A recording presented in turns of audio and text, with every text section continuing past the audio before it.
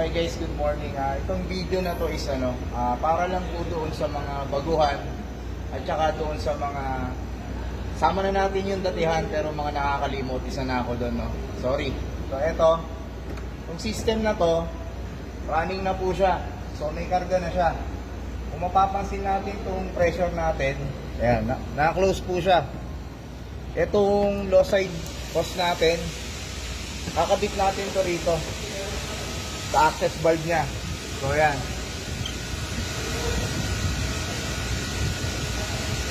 Ayan, kung mapapansin nyo sir, meron siyang 25 PSI.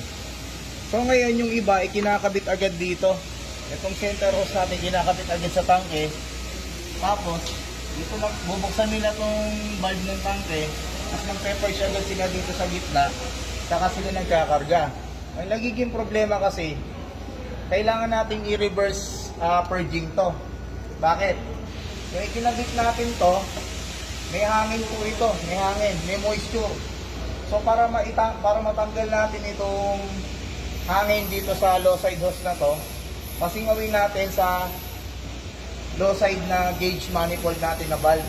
So pasingawin natin, pakinggan natin. Yan. Okay. Natulak na natin yung hangin dito. Saka natin ikakabit.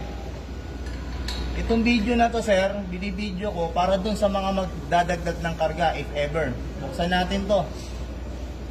Ayan, okay na. Saka natin i-first dito, pakinggan natin sir, pakilapit. Yun. Okay.